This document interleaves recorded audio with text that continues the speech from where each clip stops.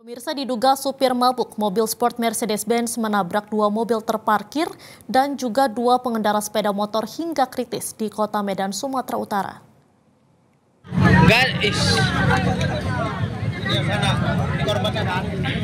Dua korban, yakni pengendara sepeda motor wanita dan pria, tergeletak di Jalan Wahid Hashim Medan setelah ditabrak mobil Mercy G-Class G63.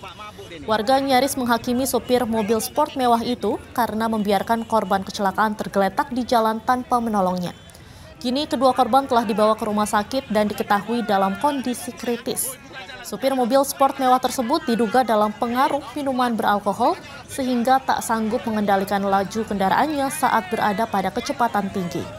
Terlihat dari bentuk mobil yang hancur di bagian depan dan samping akibat benturan keras.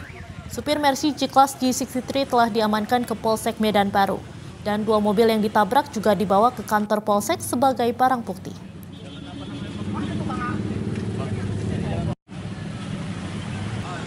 Mobil putih ngebut, mobil Innova parkir, mobil Avanza parkir.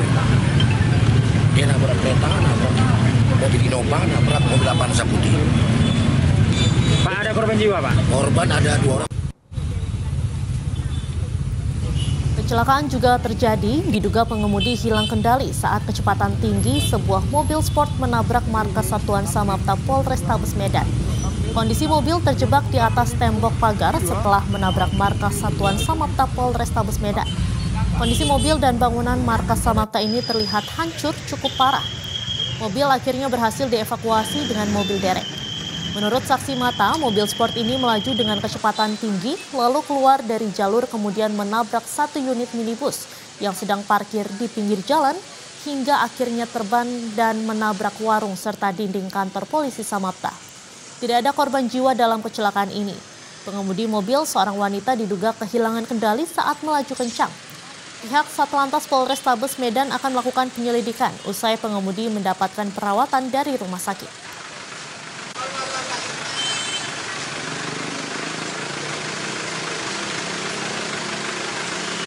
Jelajahi cara baru mendapatkan informasi. Download Metro TV Extend sekarang.